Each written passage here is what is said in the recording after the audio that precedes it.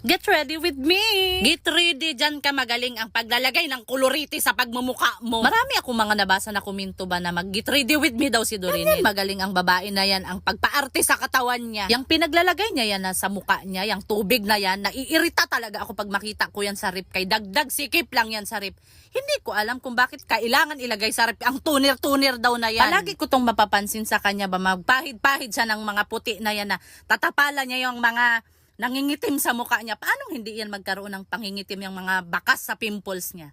Kaya nagpupuyat. Yung pinambili niya dyan sa BB cream na daw na yan na Miska.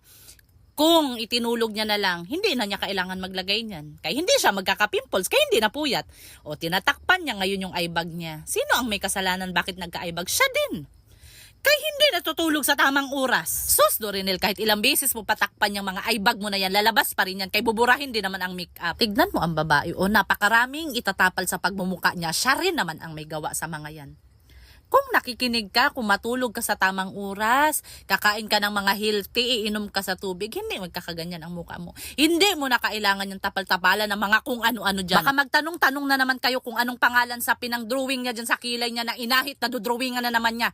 Ang nakasulat doon ay Bobby Brown. Isa pa yan sa hindi ko maintindihan. Bakit kailangan niya ahitin ang kilay niya tapos dudrawingan din niya? Ang luka. Dahil hindi man pinagpala ang babae, hindi man siya mistisa, kaya hindi pupula ang pisngi. Maglalagay siya nitong pampapula sa pisngi niya. Kahit anumang gawin mo dito kay Dorinel, hindi yan talaga mamula. Kahit anong sermon kahihiyan, hindi yan tatablan, hindi talaga yan pupula. May nabasa pala ako ng mga comment na mamahalin daw yung blush on niya. Sosyalira ka talaga, Dorinel. Kung hindi ko pa mababasa ang mga comment ng mga tao dito sa social media, hindi ko talaga malalaman. Dahil maputla at kulang sa sustansya ang labi sa babae, naglagay ng lip tint.